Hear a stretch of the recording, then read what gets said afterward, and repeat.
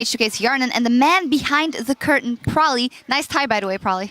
Thank you very much. I chose it myself. Yep, I know. I was there when you actually stole the tie. No, that's not true. We gave it to you. Yeah, it's not stealing because I'll give it back. No. Well, looking great anyway, and congratulations on that win. Talk me through the adaptations coming in after yesterday versus that Elements game that just went array due to basically one bad fight.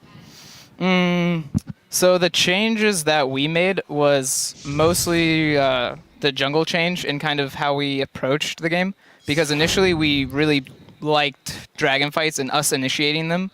And we realized the way people are picking is like Annie and stuff like that, and like Leona aren't being picked as much. So people are going for more like disengaged comps, which is like really aggravating to play against.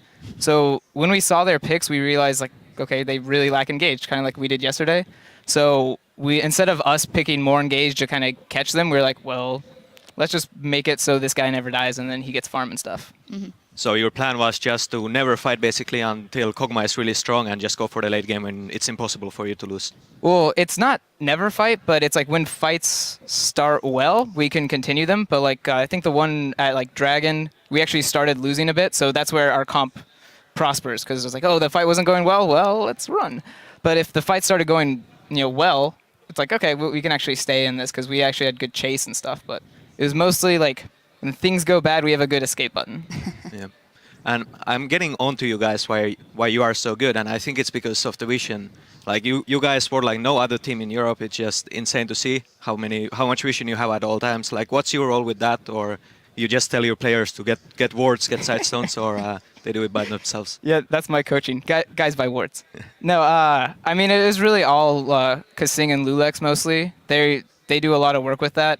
The kind of influence I have with that is a lot of times there's only one way to get vision, and that's either by like grouping or by sending like the jungler support duo to do it together. Because a lot of teams will have someone who knows how to ward, like the support, but the jungler doesn't know how. So now the support can't go out and work because he doesn't have a buddy.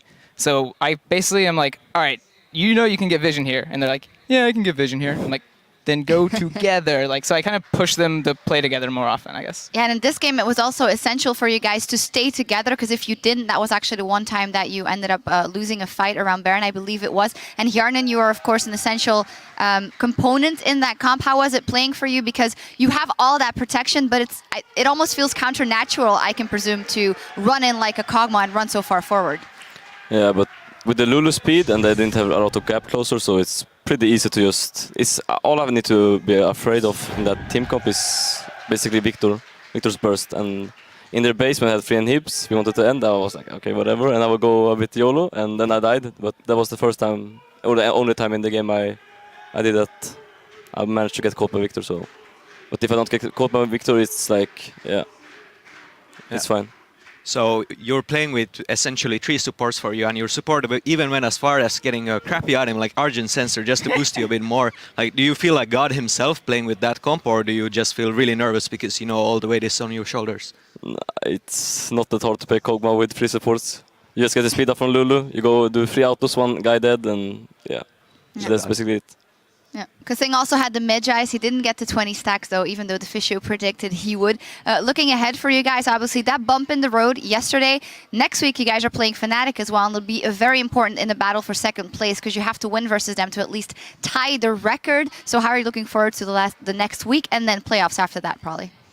Hopefully next week we'll get to do a lot of like theory crafting and actually try to bring up something kind of innovative, because if you saw like this week, I think a lot of teams are kind of like shooting in the dark to find out what's good. So in this next week, we're going to try really hard to figure out what's actually OP and what's just like, flavor of the week. And hopefully by next week, we'll figure it out either faster or we'll just figure out something that no one else has yet.